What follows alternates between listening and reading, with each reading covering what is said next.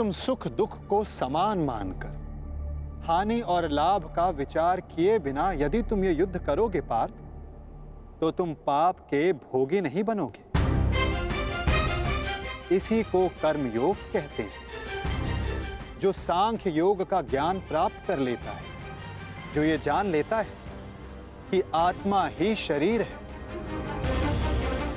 देह का अनुभव और भोग केवल मृत्यु तक सीमित है, अर्थात वास्तविक नहीं, माया है, उसके लिए कर्मयोगी बनना सरल हो जाता है पार्थ। तो यदि कर्म से बंधन निर्मित होता है तो फिर संन्यास लेकर जगत का त्याग करना क्यों उचित नहीं? ये युद्ध इसी सोच का ही तो परिणाम है पार्थ।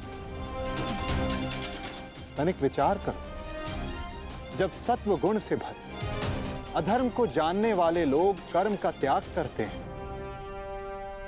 तब अधर्म से भरे लोग संसार चलाने लगते हैं पार्थ।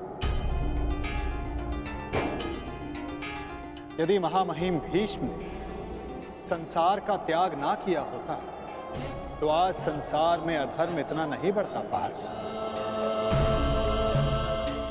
यदि तुम्हारे पिता ने संन्यास ना लिया होता तो आज तुम्हारे भ्राता युधिष्ठिर सुख से राज कर रहे होते, प्रजा को सुख और धर्म का ज्ञान देते। सत्व गुण से संचित लोग ही संसार को लाभ दे पाते हैं, परंतु जब वही संन्यास का विचार करते हैं तो धर्म की हानि होती है। जिस प्रकार सूर्य के ताप से जल वाष्प बनकर उड़ जाता है और कीचड़ रह जाता है, उसी प्रकार सत्वगुणी और सज्जन लोग इस संसार का त्याग करते हैं, तो तमस गुण से भरे अधर्मी इस संसार पर राज करते हैं और इसी कारण संसार में पाप, अपराध और अधर्म बढ़ता है। किंतु कर्म योग इस विचित्र स्थिति से सारे संसार का रक्षण करता है। एक कर्म योगी फल की आशा का त्याग करता है, किंतु वो कर्मों का त्याग नहीं करता। वो इसी संसार में रहता है, किंतु एक सन्यासी की भांति वो कार्य सारे करता है, परंतु कर्म एक भी नहीं करता। एक कर्मयोगी अपनी संतानों से, अपने बंधु बांधवों से, अपनी प्रजा से किसी भी प्रकार की कोई आशा, कोई अपेक्षा नहीं रखता पार्थ। स्वयं उसे सन्यास का लाभ प्राप्त होता है और सन्यासी की भांति वो संसार को लाभ देता है। किंतु माधव,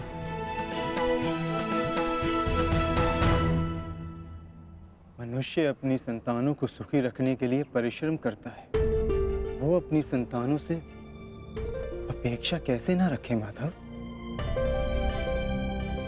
तो बताओ पार्थ, मनुष्य अपनी संतानों के लिए जो कुछ भी करता है, क्या वो उसका प्रेम है या उसका व्यापार? अवश्य ये प्रेम ही है माधव। तो फिर अपने कार्यों का प्रतिफल पाने की इच्छा क्यों पार्थ? भविष्य का लाभ तो व्यापार में देखा जाता है, प्रेम में नहीं। यदि मनुष्य अपनी संतानों का चरित्र निर्माण उचित रूप से करेगा, अपनी संतान को प्रेम और धर्म के संस्कार देगा, तो संतान भी मनुष्य को सम्मान और सुरक्षा अवश्य देगी पार्थ।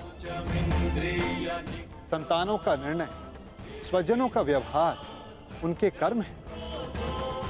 दूसरों के कर्मों पर यदि मनुष्य को कोई अधिकार नहीं, तो फिर व्यर्थ आशाएं और अपेक्षाएं रखने का क्या प्रयोजन पार्थ?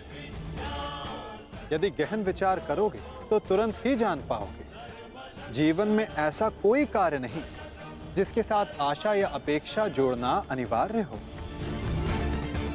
कर्म योग का मूल सिद्धांत यही है पार्थ। जो मनुष्य ये जान लेता है कि वो स्वयं कुछ नहीं करता, उसी के हाथों महत्वपूर्ण कार्य होता है। कर्मण्येवाधिकारस्ते मा फलेषु कदाचन मा कर्म फले हेतुर्भूर्म ते संगोस्त विकर्मणि। तुम्हें अधिकार केवल कर्म करने का है पार्थ, फल तो ईश्वर के हाथों में। इसलिए ना कर्म से भागना उचित है, ना कर्म से फल की इच्छा रखना उचित है। कार्य पूर्ण रूप से तभी संपन्न होता है जब उसके साथ फल की आशा ना जुड़ी हो। असफलता से दुखी होकर जिसका मन नहीं डोलता, वही मनुष्य सफलता का मनोरथ पूर्ण कर पाता है। वही बार बार सफलता भी प्राप्त करता है। कार्य सफल हो या निष्फल, यदि उस कार्य के साथ फल की आशा जुड़ी है तो मनुष्य को हानि ही होती है पार्थ।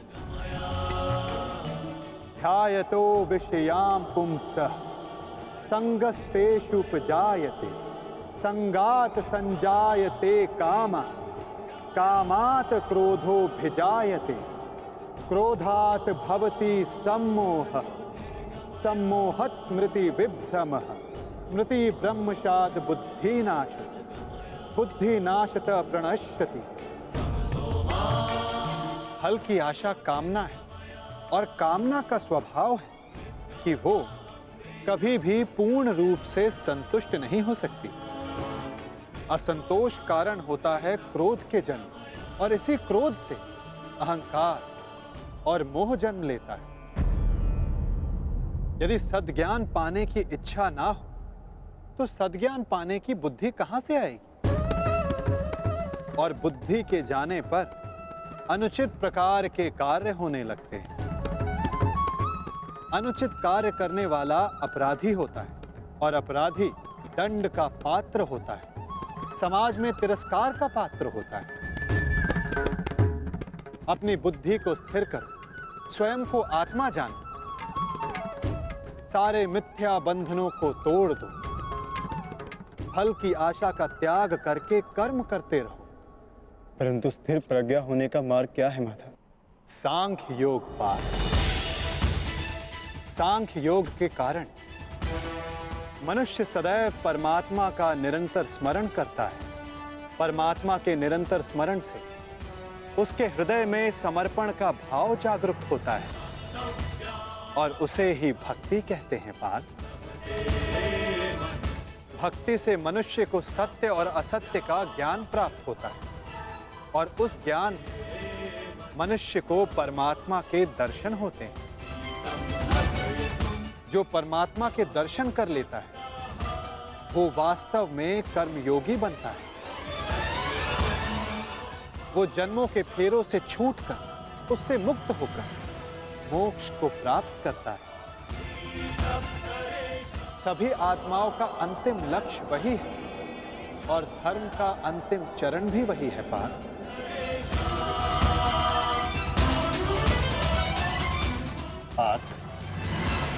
परमात्मा के दर्शन करने हेतु दृष्टि पर बंधी मोह, क्रोध, अहंकार और पूर्वाग्रह की पट्टी उसको उतारना आवश्यक होता है पार्थ। यदि अंधेरे कक्ष में बैठा मनुष्य तुमसे ये पूछे कि मैं सूर्य के दर्शन कैसे करूं, तो उसे क्या कहोगे पार्थ? उससे कहोगे कि अपना कक्ष त्याग कर आकाश के नीचे आ जा। सूर्य तो सदा उपस्थित है। उसी प्रकार सारा संसार ही परमात्मा है। एक पर ब्रह्म का भाग होकर पुरुष और प्रकृति बने। प्रत्येक शरीर में परमात्मा का अंश होता है और जो अपनी आत्मा के दर्शन कर लेता है उसे स्वयं परमात्मा के भी दर्शन हो जाते हैं पार्थ।